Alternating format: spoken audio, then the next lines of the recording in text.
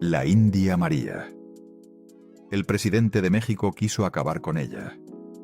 Ordenó que la borraran de la televisión por la razón más mezquina que puedas imaginarte. Un chiste de 30 segundos frente a las cámaras. Pero lo que esa mujer cargó en silencio el resto de su vida fue mucho más oscuro que eso. Porque María Elena Velasco se fue de este mundo ocultando hijos que México nunca supo que existieron. Los entregó antes de convertirse en famosa. No hay rastro de ellos en ningún registro, y durante 40 años de sonrisas para la cámara, cargó ese secreto sin decírselo a nadie. 40 años. Hoy vas a conocer 4 cosas que ella se esforzó toda su vida por mantener enterradas. El nombre del presidente que ordenó su destrucción y la razón exacta detrás de esa orden. El documento legal que tuvo que usar para no perder los derechos sobre su propio personaje. El hombre ruso al que consideró el amor de su vida y del que nunca volvió a hablar en público. ¿Y esos hijos? ¿Quiénes son? ¿A por qué los entregó? ¿Y por qué su existencia lo cambia absolutamente todo? Te aviso cuando lleguemos a cada una. Hay que remontarse a los años 40. Hay que ir hasta una niña que todavía no sabe que va a transformar el cine de su país, porque está demasiado ocupada aprendiendo lo que significa que el piso desaparezca bajo los pies. Puebla, 1940. Una ciudad de iglesias, patios coloniales y barrios humildes donde las familias vivían apretadas y rezaban para que lo poco que había alcanzara. Un lugar donde el futuro no era lo que elegías, sino lo que te tocaba. En uno de esos barrios nació María Elena Velasco Fragoso, el 18 de febrero de 1940. Su padre trabajaba en los ferrocarriles nacionales. Era mecánico, de esos hombres que sostienen cosas enormes con las manos. Hombres de horarios imposibles y sueldos justos, pero no abundantes, que llegaban a casa oliendo a aceite y a esfuerzo, y que se sentaban a la mesa con la dignidad tranquila de quien hizo lo que tenía que hacer. En una familia sin dinero, un padre presente vale una fortuna que no se mide en pesos. María Elena tuvo esa fortuna, hasta que un día dejó de tenerla. Su padre murió cuando ella todavía era adolescente. La edad exacta cambia dependiendo de quien cuente la historia, pero lo que no cambia es lo que eso significó. Si te gusta este contenido, suscríbete para no perderte ninguna historia oculta. Significa que un día el eje sobre el que giraba todo dejó de girar, que la estabilidad, que era poca pero existía, de pronto no fue nada. Que una muchacha que debería haber estado pensando en sus estudios o en sus amigas, tuvo que empezar a pensar en cosas de adulta antes de tener edad para entenderlas. Lo que quedó fue su madre, una mujer de la que María Elena habló muy poco en sus entrevistas, con esa misma economía con que hablaba de todo lo que le importaba de verdad. Lo suficiente para que se supiera que estaban cerca, lo justo para no revelar nada. Ese tipo de pérdida no te hace más fuerte de la manera en que la gente cree. No te fortalece porque quieras serlo. Te fortalece porque no hay otra salida. Y hay una diferencia enorme entre esas dos cosas, aunque por fuera se vean igual. Quizás tú también conoces esa diferencia, la de crecer no porque estés lista, sino porque la vida decidió que ya era hora. María Elena la conoció a los 14 o 15 años, y algo en ella resolvió que no iba a quedarse quieta esperando que las cosas se acomodaran solas.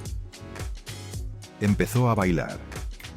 Era una muchacha con talento en el cuerpo, que había crecido mirando el teatro de revista con esa atención hambrienta de quien sabe que ahí hay algo que puede aprender, y que necesitaba dinero. Las revistas musicales pagaban, los teatros de segunda categoría pagaban, no mucho, pero pagaban. Así que ahí fue. no a los grandes teatros del centro de la Ciudad de México, no al Palacio de Bellas Artes, ni a los foros que aparecen en los libros de historia del arte. Fue a los teatros de provincia, a los cabarets, a los espectáculos de variedades donde había una orquesta de 4 músicos y un telón que a veces se atascaba, y un público que había pagado su boleto con el dinero del mandado, y que se merecía que alguien le diera algo real a cambio. Fue vedette antes que comediante. Fue corista antes que protagonista. Fue invisible durante años antes de que cualquier reflector la iluminara. Y esa invisibilidad, que en otro momento de otra vida hubiera sido una humillación, se convirtió en la escuela más importante de su existencia. Porque desde el fondo del escenario, mientras otros acaparaban la atención, María Elena miraba con esa concentración que tienen las personas que saben que no tienen tiempo que perder. Miraba al público y aprendía qué hacía reír a una mujer de 40 años, que había lavado ropa, cocinado y resuelto problemas todo el día antes de llegar al teatro. Qué hacía llorar a una señora que nunca había salido de su colonia. ¿Qué tipo de personaje le hablaba de verdad a alguien que no tenía ni tiempo ni energía para cosas que no le tocaran el corazón? Esa educación no tiene precio. No la da ninguna escuela de actuación. María Elena la fue acumulando en esos años de oscuridad, silenciosa, atenta, aprendiendo no solo a bailar y a actuar, sino a entender a la gente para la que actuaba, mirando caras que reconocía porque eran las caras de su barrio, de su madre, de todas las mujeres que había conocido toda su vida. Y eso se nota en cada película. Se nota en la diferencia fundamental entre la India María y todos los personajes del pueblo que el cine mexicano había producido hasta entonces. La India María no era condescendiente. No se reía de la mujer indígena, se reía con ella. La colocaba en el centro, la hacía ganar, la hacía inteligente aunque pareciera tonta, la hacía digna aunque todos los demás intentaran quitarle esa dignidad. Esa diferencia es lo que la hizo grande. Pero en esos escenarios de provincia, en esas giras que la llevaron por todo el país, ocurrió algo que no tenía que ver con el trabajo. Ocurrió un amor. Uno que México nunca conoció del todo. En algún momento de esa época, antes de que la India María existiera, antes de que el mundo supiera quién era María Elena Velasco, ella conoció a un hombre de origen ruso, hijo o nieto de los que llegaron a México huyendo de una Europa que todavía ardía. Quienes conocieron a María Elena de cerca decían que ese hombre fue el único al que ella amó sin reservas, el único con quien fue completamente ella misma, el único por el que hubiera podido elegir una vida diferente. ¿Quién era? ¿Qué pasó entre ellos? ¿Por qué María Elena habló de él tan poco durante el resto de su vida? Vamos a llegar a eso. Pero guarda ese hilo, porque lo vas a necesitar para entender muchas cosas que vinieron después. La India María nació a principios de los años 70, y no fue un accidente.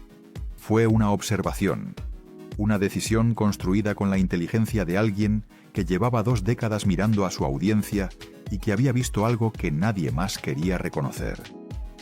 El cine mexicano de esa época era brillante, exitoso y completamente ciego a una parte enorme de su propio país. Los íconos del cine de oro eran hermosos e inalcanzables. El cine de ficheras usaba a las mujeres como decorado.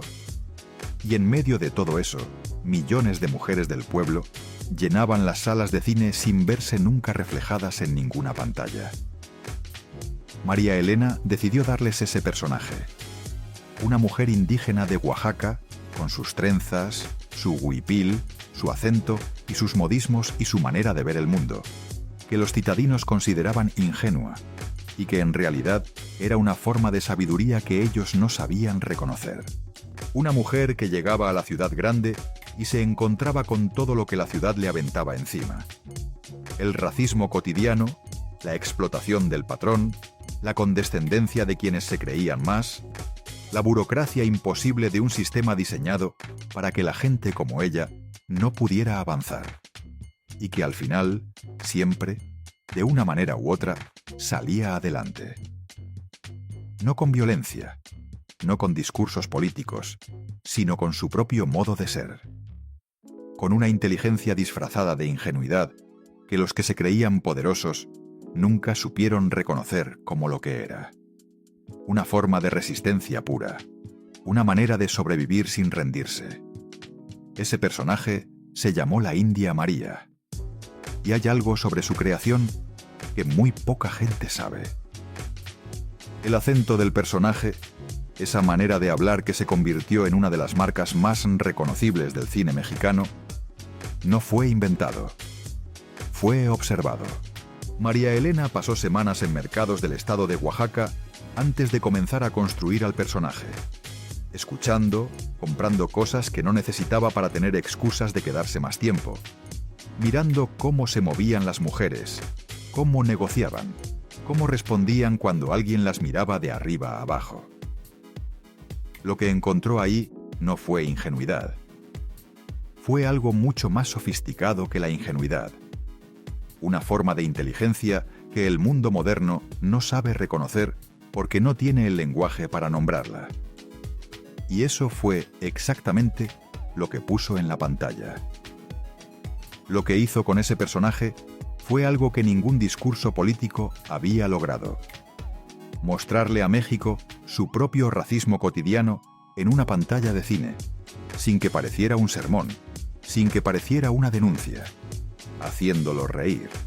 Cuando millones de mexicanos se reían con la India María, enfrentando al patrón abusivo, al burócrata corrupto o al vecino que la miraba de arriba a abajo, estaban también reconociendo, sin quererlo, que eso existía, que era real, que les pasaba a personas reales todos los días.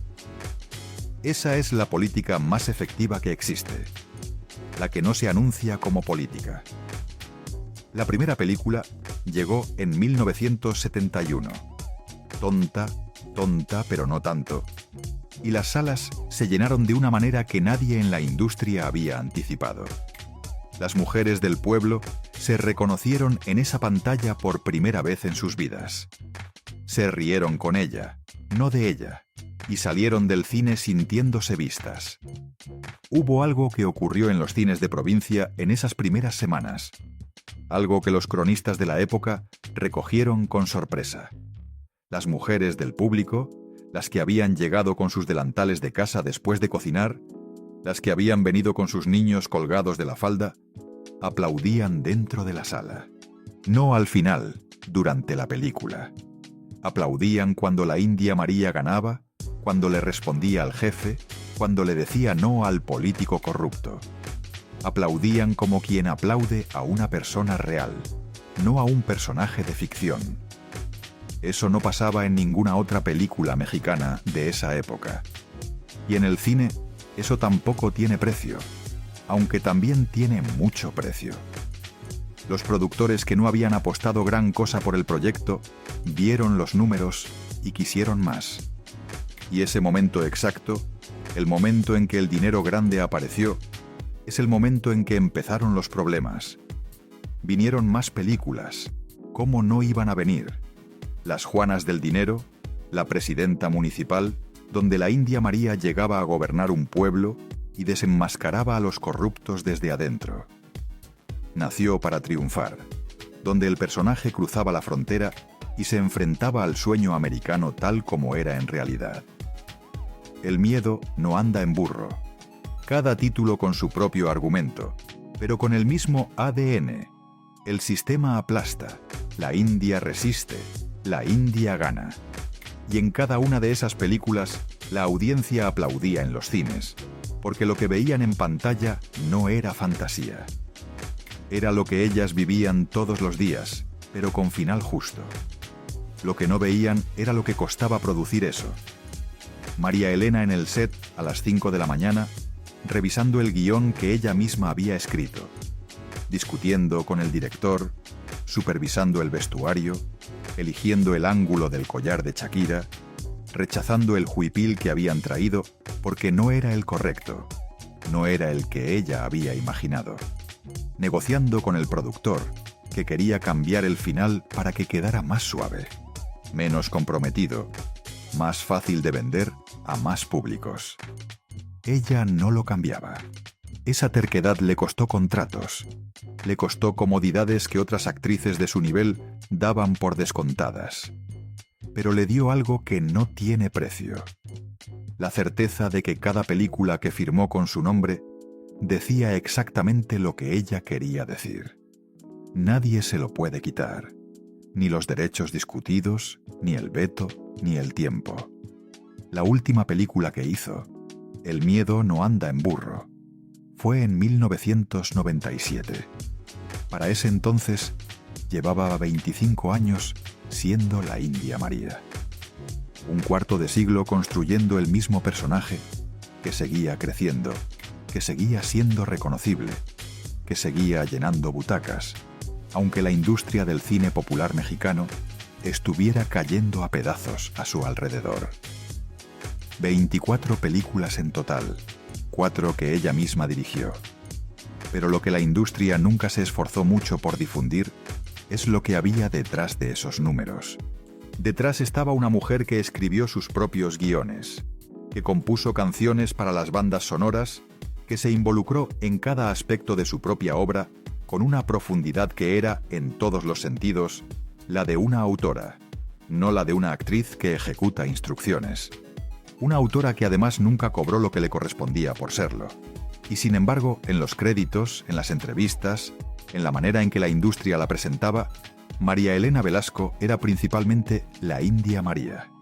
Un personaje, una caracterización, algo divertido y popular y rentable que no necesitaba ser tomado en serio como creación artística, porque era demasiado del pueblo para que los críticos lo miraran con respeto. Los Arieles, el premio más importante del cine mexicano, nunca la reconocieron de la manera que su obra merecía. Esa omisión dolía. No lo dijo así en ninguna entrevista. María Elena Velasco aprendió muy pronto que en su mundo la queja es inútil y la dignidad es más cara que la razón. Pero quienes la conocieron de cerca decían que esa falta de reconocimiento, esa manera en que la industria usaba su talento sin celebrarlo del todo, la fue alejando lentamente del mundo que la había hecho famosa. Y lo que venía en el terreno económico era todavía más oscuro. El cine mexicano de los años 70 y 80 funcionaba con una lógica que hoy sería impensable, pero que entonces era perfectamente normal. Los productores controlaban todo, las distribuidoras controlaban todo, y los artistas, especialmente los que venían de familias sin recursos, sin abogados y sin padrinos que los respaldaran, firmaban los contratos que les ponían enfrente porque la alternativa era no trabajar. María Elena firmó contratos, y en esos contratos había cláusulas que más tarde, cuando el éxito fue imposible de ignorar, se convirtieron en armas en su contra. Existe un documento, una acción legal que María Elena Velasco tuvo que presentar en algún momento de su carrera para defender algo que nunca debería haber necesitado defender: los derechos sobre la India. María, sobre el personaje que ella había creado desde cero, que salía de su cuerpo, de su inteligencia, de sus años de observación de la mujer mexicana del pueblo, y que sin María Elena Velasco no habría existido nunca en ninguna pantalla. Cuando el dinero grande apareció, los tiburones aparecieron con él. Y los tiburones no llegaron solo a llevarse una parte de las ganancias, llegaron a quedarse con todo. Alguien quiso apropiarse de ese personaje. No voy a contarte todavía el desenlace de esa historia, pero guárdala, porque cuando llegue el momento, vas a entender de qué tamaño era la injusticia que esta mujer tuvo que enfrentar en silencio, mientras el mundo la veía sonreír. En el México de los años 70 había una sola televisión que importaba. Televisa no era solo una empresa, era el espejo nacional, La pantalla que llegaba a cada casa del país, a las mansiones y a los cuartos de vecindad, a los departamentos de Polanco y a las vecindades de Tepito. Si estabas en Televisa, existías para México. Si no estabas, no existías. María Elena Velasco estuvo en Televisa. Su personaje era perfecto para ese formato. La gente quería ver a la India María en casa, no solo en el cine una vez a la semana. Pero Televisa y el gobierno de turno tenían en esa época una relación que hoy llamaríamos incómoda, y que entonces era perfectamente normal para quienes estaban dentro.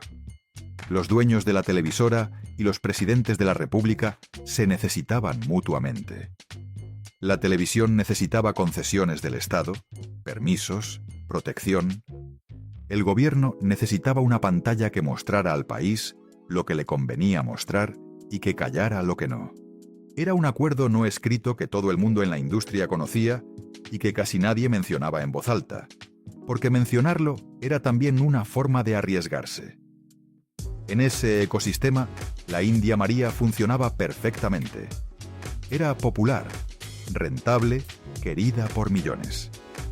Y durante un tiempo, nadie tuvo razones para preocuparse, hasta que María Elena hizo lo que hacía mejor: mostrar la realidad tal como era. Un día, la India María estaba en pantalla y al siguiente no. Sin anuncio, sin despedida, sin explicación pública. Las versiones oficiales fueron vagas y convenientes. Diferencias creativas, decían unos. Problemas de contrato, decían otros. El tipo de justificación que la industria siempre encuentra cuando no quiere contar la verdad. Porque la verdad es incómoda para alguien con poder. El veto no llegó de las oficinas de Televisa.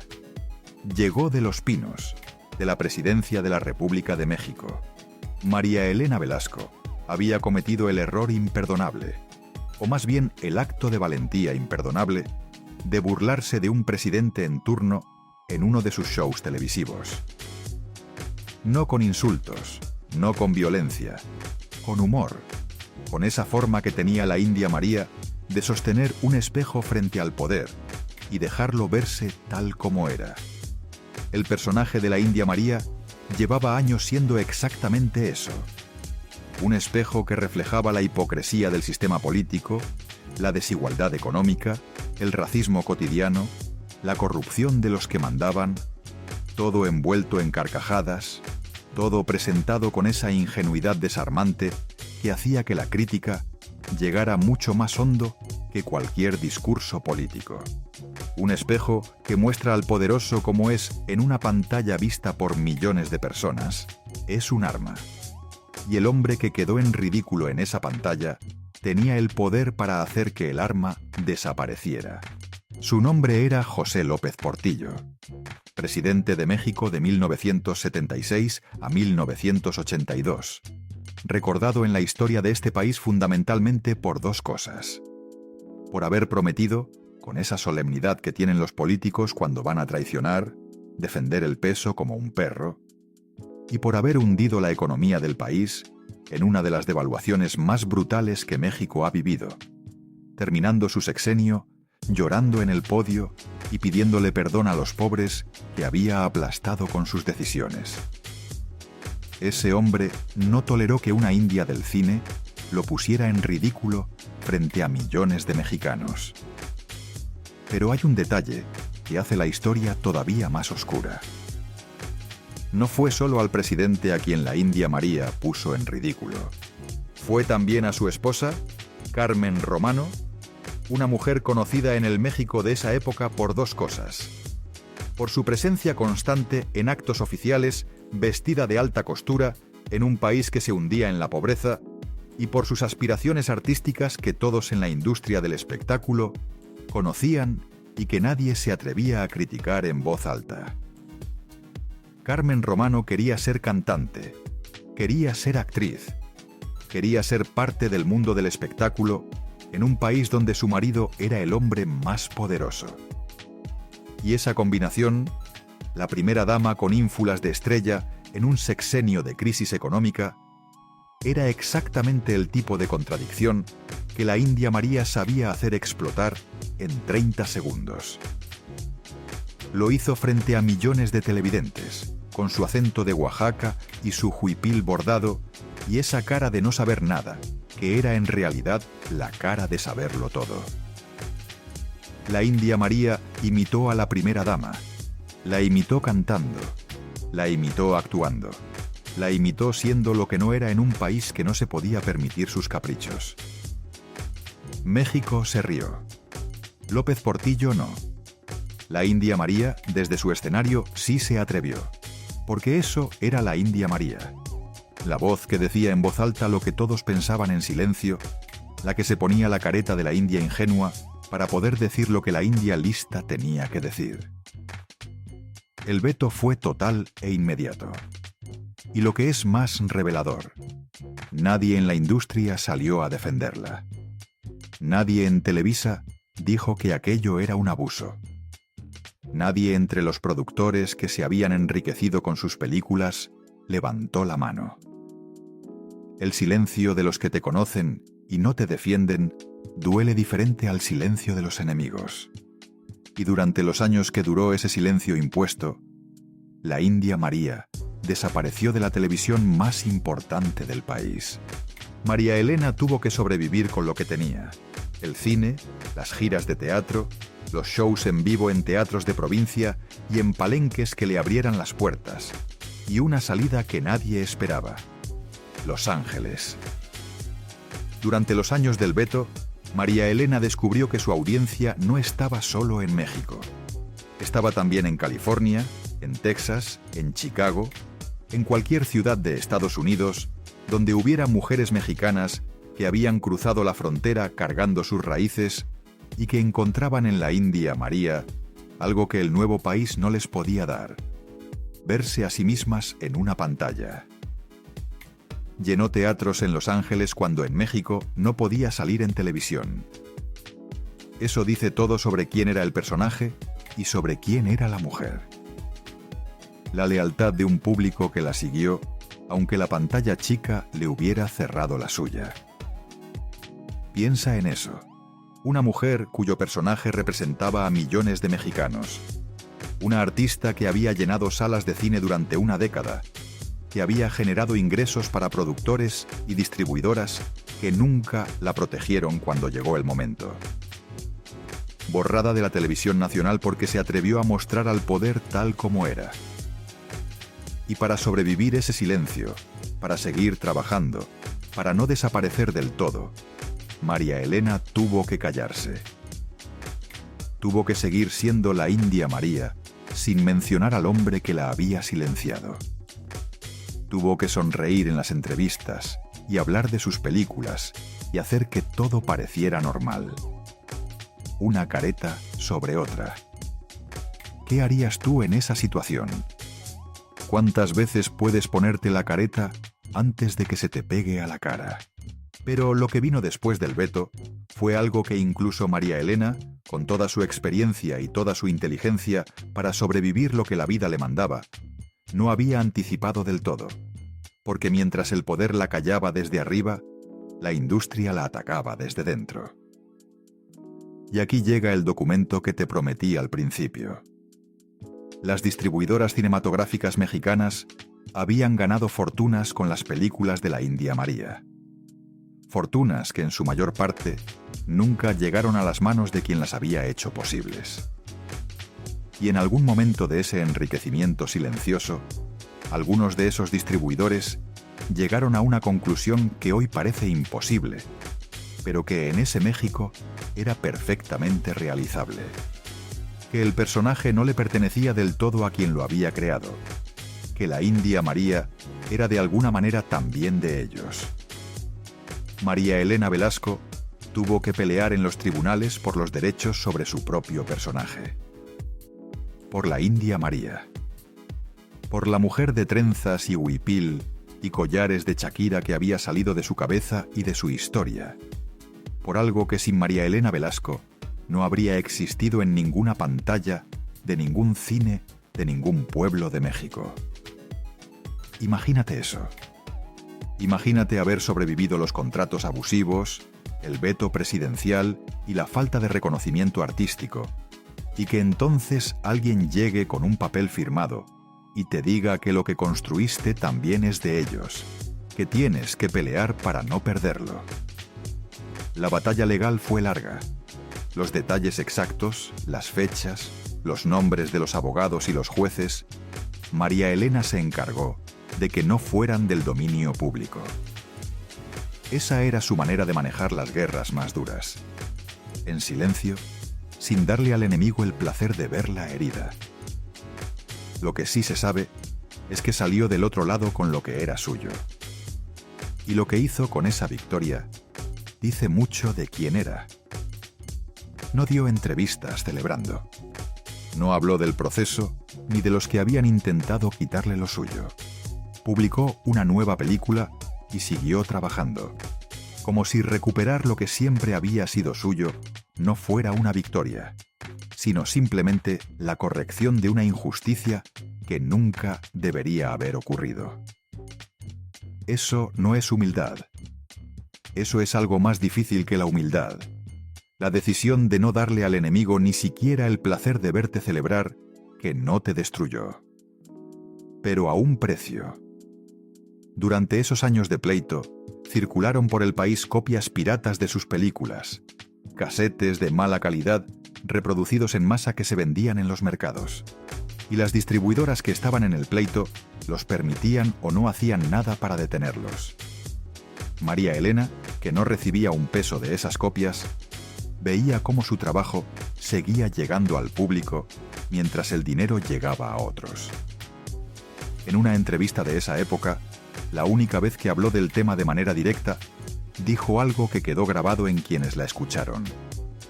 Yo hice a la India María. Nadie más la puede hacer. Pero eso no basta si no tienes los papeles. Los papeles. Una mujer que había pasado décadas construyendo algo desde nada, aprendiendo sola, peleando sola, y que al final tenía que reducirlo todo a eso. A los contratos, a las cláusulas que firmó en los años en que no tenía poder para negociarlas. Ese proceso la cambió. La endureció en algunos aspectos y la volvió más frágil en otros. La alejó definitivamente de una industria que había intentado quitarle lo más valioso que tenía y aceleró un proceso de retirada que ya había empezado con el veto. ¿Recuerdas al hombre ruso del que te hablé al principio? En 1974, ese hombre murió. María Elena tenía 33 años. Piensa en eso. 33 años, con el veto presidencial encima, con la batalla legal por su personaje comenzando, con todo el peso de sostener su carrera sola, y sin la única persona que la había conocido sin la careta. No hubo separación, no hubo desgaste, no hubo un día en que las cosas dejaron de funcionar. Hubo un día en que él estaba, y al siguiente no estaba. Y María Elena tuvo que levantarse, ponerse el huipil y seguir siendo la India María frente a las cámaras. Eso es lo que hizo. Quienes la conocieron de cerca decían que María Elena conoció al amor de su vida en algún momento de sus años de formación artística. Un hombre de origen ruso, de los que llegaron a México cargando una historia de otro continente. Su apellido sonaba extraño en boca mexicana, pero eso, en lugar de alejarla, parece haberla acercado. Los dos eran, de maneras distintas, personas que no encajaban del todo en los moldes que el mundo quería darles. Se casaron, y durante un tiempo, la mujer detrás de la India María tuvo algo que muy pocas personas en su posición logran tener. Una vida que era suya de verdad. Un espacio privado donde no era un personaje, sino una persona. Un lugar donde alguien la veía no con los ojos con los que México veía a la India María, sino con los ojos de alguien que conoce los detalles pequeños y los días malos y las dudas que no aparecen en ninguna entrevista. El desayuno. Las discusiones sin importancia. La cara que pone alguien cuando está cansada de verdad. No escénicamente cansada, sino cansada de dentro. La manera de reírse cuando no hay nadie mirando. Quienes la vieron en esa época decían que era diferente, más tranquila, más entera, como si la careta no pesara tanto cuando había alguien que sabía que era una careta. Y entonces ese alguien desapareció, no porque se fuera, sino porque murió. María Elena nunca volvió a mencionar su nombre en público, ni una vez. En décadas de entrevistas, de programas, de apariciones, ese hombre desapareció del discurso público de María Elena Velasco, como si guardarlo fuera la única manera de no perderlo del todo. Solo hay una vez, en una entrevista de los años 90, donde alguien le preguntó directamente si había estado casada. Ella lo miró un momento y respondió: «He querido mucho. El amor no siempre se puede quedar». Cambio de tema, sonrisa. No dijo que se fue. Dijo que no siempre se puede quedar. La mujer que creó el personaje femenino más amado de México quedó viuda a los 33 años y nunca quiso reemplazarlo. Lo que vino después fueron décadas de soledad. No la soledad de quien no tiene a nadie. Tenía su trabajo, tenía su público, tenía personas que la apreciaban. Pero hay una diferencia enorme entre estar rodeada de personas y tener a alguien que te conoce de verdad, que esté cuando no hay cámaras, que sepa qué cara pones cuando el día fue malo sin que tengas que decírselo. Esa compañía, María Elena Velasco no la volvió a tener. Y hay algo más, algo que nadie supo mientras ella vivía, algo que afloró después de su muerte entre quienes la conocieron de cerca, en voz baja, con los ojos bajos. Prepárate. Esto no está confirmado con documentos públicos. No hay actas de registro, no hay expedientes conocidos, no hay declaraciones firmadas ni testimonios en cámara. Lo que hay son voces. Personas que estuvieron cerca del entorno de María Elena durante años, que la conocieron detrás de la careta y que después de su muerte, en 2015, empezaron a hablar entre sí de algo que nunca habían dicho en voz alta mientras ella vivía. Que María Elena Velasco tuvo hijos. Hijos que no aparecen en ningún registro conocido. Hijos que, según esas versiones, entregó a otras familias para que los criaran. Fruto de una relación que nunca pudo hacer pública. ¿Por qué? Las versiones que circularon eran varias y ninguna era simple de escuchar. Una decía que fue una relación con alguien que tenía otro compromiso. Alguien que no podía aparecer en la vida pública de María Elena sin destruir algo. La carrera de uno o de los dos. El nombre de una familia. Algún acuerdo que era más poderoso que cualquier amor. En el México de esa época, esas cosas no se resolvían con divorcio ni con declaraciones en revistas. Se resolvían con silencio, con secretos que los involucrados cargaban sin mencionarlos nunca, porque el costo de mencionarlos era demasiado alto para todos. Otra versión decía que María Elena, en ese momento de su vida, simplemente no tenía con qué criar a un hijo. Sus circunstancias económicas antes del éxito grande no le habrían permitido darle a un niño lo que necesitaba. Una mujer sola, en gira constante, sin red de apoyo suficiente, con una carrera que todavía no era lo que sería, que tomó la decisión más difícil de su vida convencida de que era la menos cruel de las opciones que tenía. Y hay una tercera versión, la más dura de todas, la que dice que María Elena no eligió libremente, que alguien la presionó, que las circunstancias del momento, las presiones de la familia, de la industria o de algún hombre con poder en su vida, la pusieron en una posición donde entregarlos fue la única salida que le dejaron ver. Esto no era inusual en el México de los años 50 y 60. Las mujeres en esa época, especialmente las que dependían de su imagen pública para trabajar, cargaban con una vigilancia social que hoy resulta difícil de imaginar completamente. Un hijo fuera del matrimonio, en ese contexto, podía destruir una carrera antes de que empezara. Podía cerrar puertas que necesitaban estar abiertas.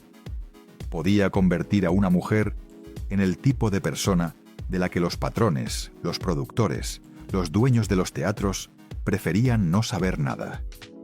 La presión no siempre venía de una persona. A veces era simplemente el peso de un mundo que no dejaba otra opción. No sabemos cuál de esas versiones es la verdadera. Pero si esos hijos existieron, si ese secreto fue real, entonces todo lo demás cobra una dimensión diferente. Cobra una dimensión diferente una escena específica. Hay una película de la India María, Las Juanas del Dinero, donde el personaje encuentra un bebé abandonado en la calle y lo recoge, lo carga, lo mira, y en un momento que dura apenas unos segundos, el personaje se queda callado. Los ojos de María Elena Velasco miran al bebé con algo que no es actuación. Es demasiado real para ser actuación. Es el tipo de mirada que solo tienen las personas que conocen ese dolor de cerca. Quizás era solo una buena actriz, haciendo su trabajo. O quizás era una mujer que estaba poniendo en una pantalla algo que no podía poner en ningún otro lugar. Cobra una dimensión diferente cada vez que el personaje sonríe a pesar de todo. Porque María Elena Velasco, si eso es verdad, estaba sonriendo a pesar de todo también. Y en algún lugar del país, si esos hijos existen, hay personas que quizás nunca supieron quién era su madre, que quizás vieron sus películas de niños sin saber que la mujer de la pantalla los cargó siempre a su manera, aunque nunca pudiera decírselo. Ese pensamiento pesa. Tal vez tú también sabes lo que es cargar con algo que nunca le has contado a nadie, algo que no aparece en ninguna foto, que no existe para el mundo, aunque para ti sea lo más real que tienes. Algo que has aprendido a llevar en silencio, porque mostrarlo sería demasiado costoso. Porque el precio de la verdad a veces es más alto que el precio del silencio. María Elena Velasco cargó ese peso, si es que existió, durante 40 años de trabajo. Durante el éxito y durante el veto, durante la batalla legal y durante la soledad, durante cada aparición pública y cada sonrisa para la cámara. Lo cargó sola y lo ocultó detrás de la misma careta con la que ocultó todo lo demás. Los años 80 llegaron y algo en María Elena cambió. No el talento, no la entrega. Cambió la manera en que miraba a la industria. Porque después del veto y después de la batalla legal, ya no había ingenuidad posible. Ya sabía exactamente de qué estaba hecho ese mundo. ¿Quién le sonreía para quitarle algo? ¿Quién la aplaudía para quedarse con una parte del aplauso? ¿Quién decía quererla mientras firmaba contratos que la ataban de manos? Siguió haciendo películas con más espacio entre una y otra, con más control sobre cada detalle, con menos confianza también en que el sistema la trataría bien si bajaba la guardia. Hubo algo más en esos años que muy poca gente supo. En 1986, durante el rodaje de una de sus películas, María Elena tuvo un accidente en el set. Un golpe en la cabeza que la dejó fuera de combate durante semanas. Quienes estuvieron cerca dijeron que tardó más en recuperarse de lo que ella admitió públicamente. Que había secuelas que no eran visibles desde afuera, pero que ella cargó durante meses. La careta de siempre. «Estoy bien», decía en las entrevistas de ese periodo, y sonreía. Y la cámara le creía, porque la cámara siempre le creía a María Elena Velasco. Para finales de los 90, la India María era ya un ícono en el sentido más profundo. No solo un personaje popular, sino un referente que las mujeres que la habían visto de niñas le enseñaban a sus hijas. Una forma de decirles: aquí hay alguien que lucha y gana sin pedir permiso. Y luego, despacio, el mundo cambió. El cine popular mexicano se desvaneció, no de golpe, sino película por película, sala por sala, hasta que el género entero quedó reducido a un recuerdo. Las nuevas audiencias buscaban otras cosas. Las plataformas de video cambiaron la manera en que la gente consumía historias. Y la India María, el personaje más longevo del cine mexicano, se convirtió en algo que la gente recordaba con cariño, pero que ya no buscaba en las carteleras. Hubo un intento de regreso. A principios de los años 2000, cuando el veto presidencial era historia antigua, y los que lo habían impuesto llevaban décadas fuera del poder, María Elena tuvo conversaciones con Televisa para volver a la pantalla chica. El personaje seguía siendo querido. La nostalgia de las audiencias podría haberse convertido en rating. Todo parecía posible. Las conversaciones no llegaron a nada. Versiones hay varias sobre por qué. Algunas dicen que las condiciones económicas que ofrecían no se acercaban a lo que ella consideraba justo. Otras dicen que María Elena, después de la batalla legal de los derechos y después de todo lo que había vivido dentro de esa industria, sencillamente ya no confiaba lo suficiente para volver a firmar nada con nadie. El mundo que la había necesitado le ofreció volver en sus términos. Ella eligió no volver. Eso también es una forma de dignidad. Y eso también tiene un costo. María Elena lo aceptó sin drama. Eso también era la careta. La capacidad de aceptar sin drama lo que no se puede cambiar. En algún momento de esos años de retiro, murió su madre, la mujer que había vivido con ella hasta el final, la que la había conocido antes de que existiera la India María, la última persona que la había visto sin ninguna careta puesta. Quienes conocían a María Elena dijeron que algo en ella se apagó ese día y que nunca volvió a encenderse del todo. Era la última persona que la había conocido de verdad. Y sin ella, el silencio de esa casa se volvió diferente. María Elena Velasco fue construyendo lentamente su retiro. No fue una decisión de un día. Fue ir cerrando puertas una por una, ir respondiendo menos preguntas, ir aceptando menos invitaciones, ir guardando más de sí misma en ese espacio privado que la industria nunca había respetado.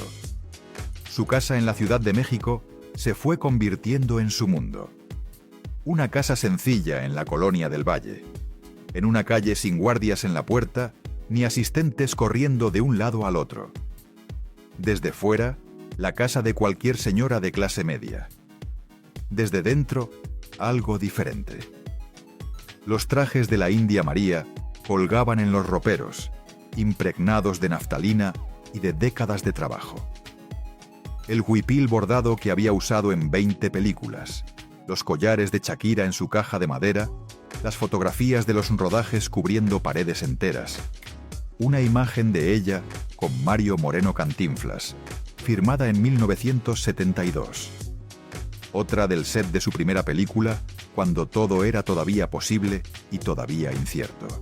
Los premios y los reconocimientos apilados en los estantes, no expuestos como en un museo, sino guardados como guarda sus cosas quien ya no necesita que el mundo le confirme lo que sabe de sí mismo.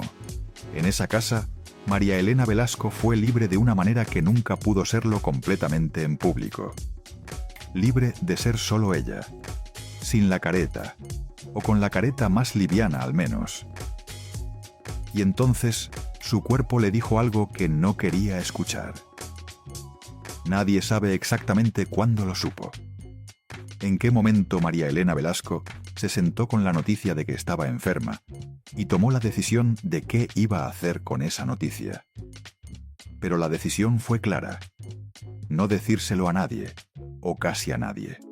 El cáncer es así. Entra despacio. Se instala con la paciencia de algo que sabe que tiene tiempo.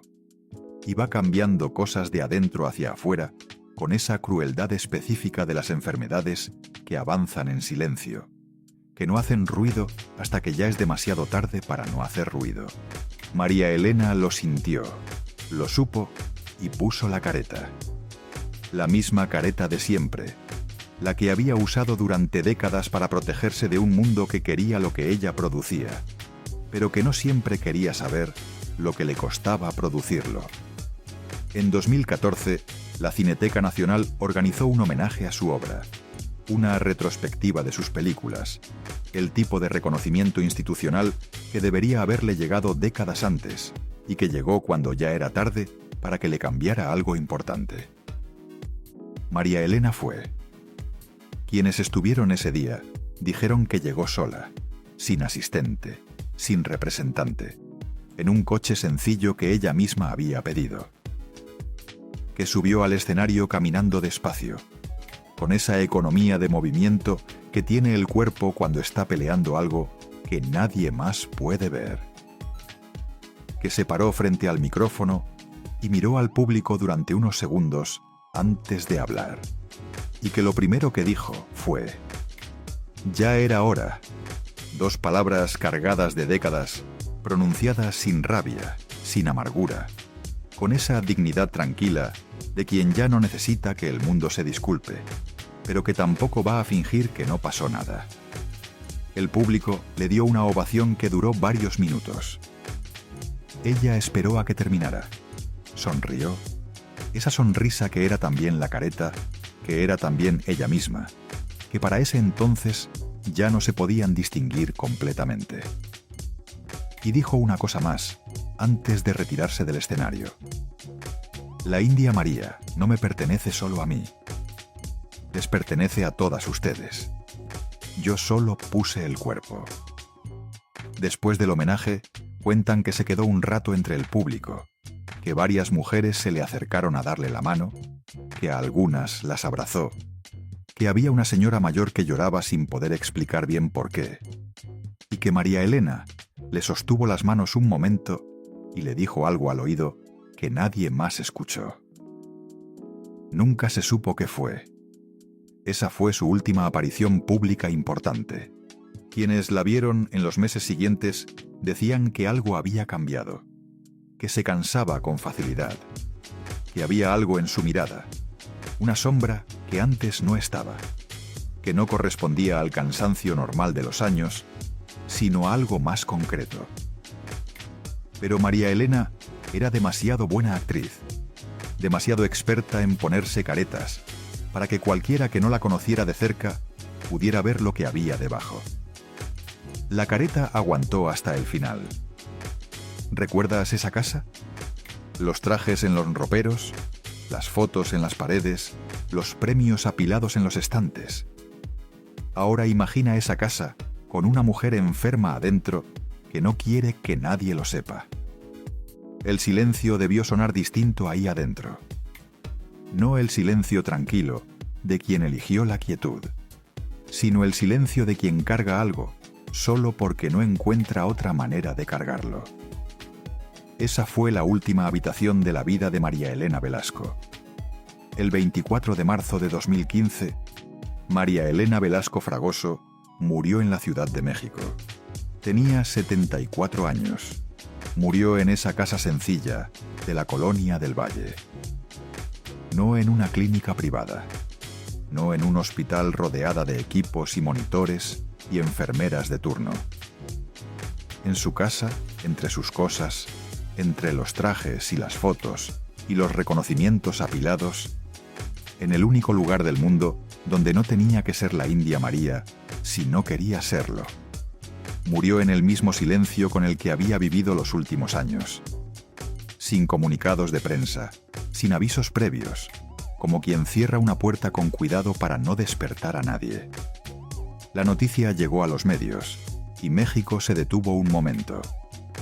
Las redes sociales, que para 2015 ya eran el lugar donde el país procesaba sus emociones colectivas, se llenaron de imágenes del personaje, de escenas de las películas, de recuerdos de infancia. Las mujeres que habían crecido viéndola escribieron con ese dolor particular que se siente cuando desaparece alguien que fue parte de cómo entendiste el mundo cuando eras pequeña.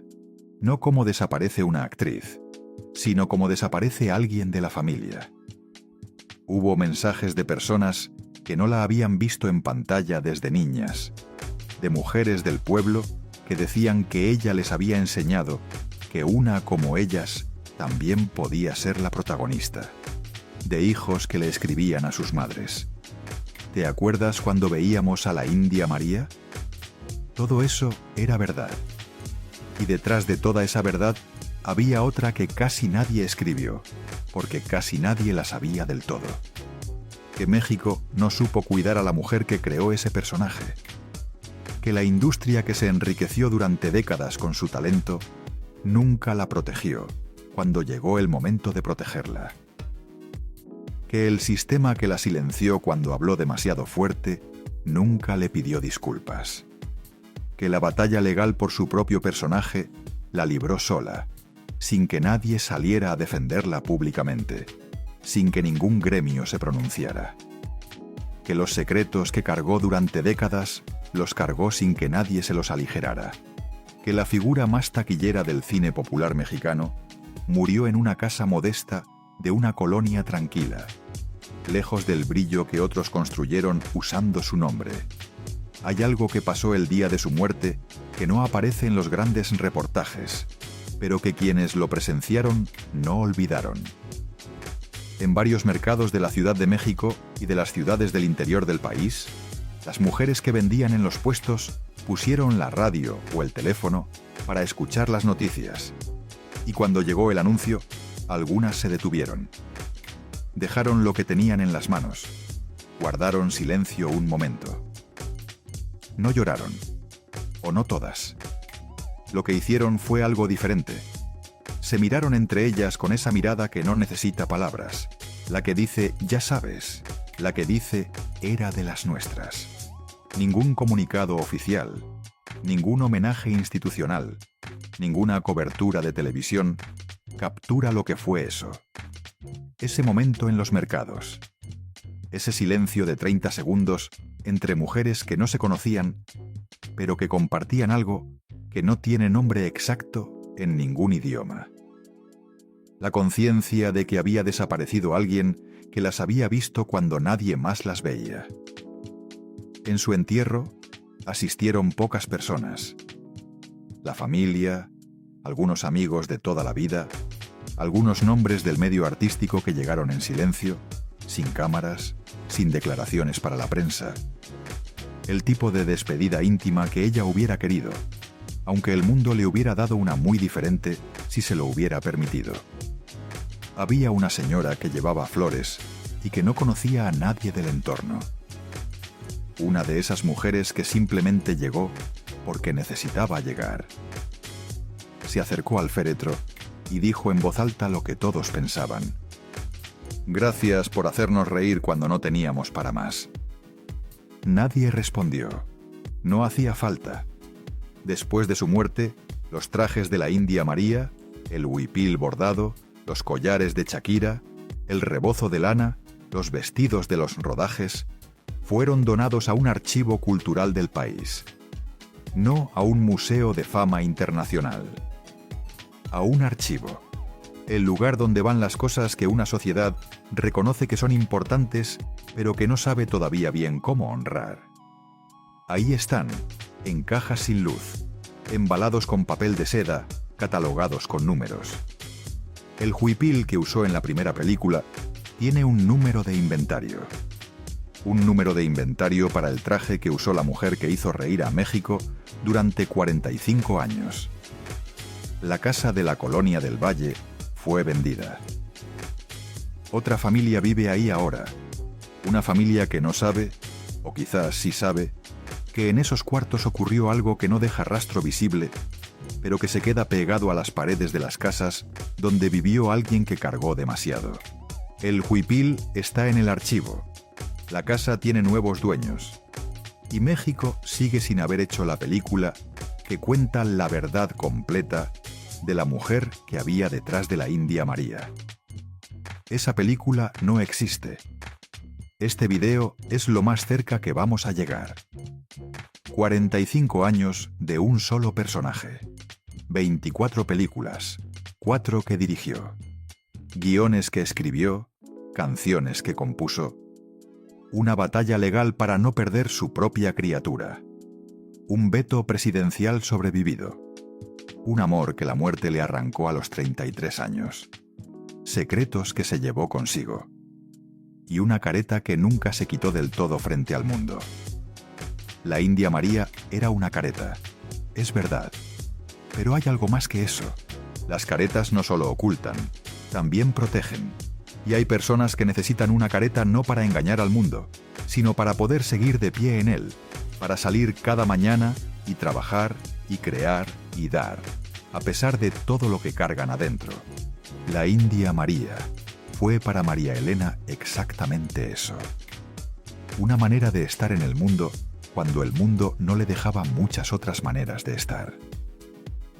Detrás de esa careta había una mujer que peleó cada una de sus batallas sola, que aprendió desde niña que la queja no sirve y que la debilidad se paga, que construyó algo enorme desde un barrio humilde de Puebla con nada más que su inteligencia y su voluntad de no rendirse, que amó a un hombre que la muerte se llevó demasiado pronto, que cargó secretos que nadie supo, que sobrevivió injusticias que no merecía, que le enseñó a millones de mujeres mexicanas, sin decírselo directamente, sin discursos ni manifiestos, que la ingenuidad puede ser resistencia, que la debilidad aparente puede ser la forma de fortaleza más honesta que existe, que una mujer del pueblo puede ser el centro de la historia.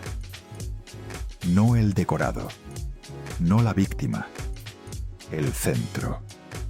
Hoy lo sabes tú.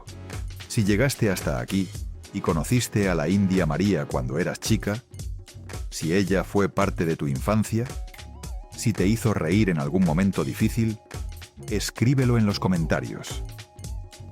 Me gustaría saber qué significa para ti ese personaje.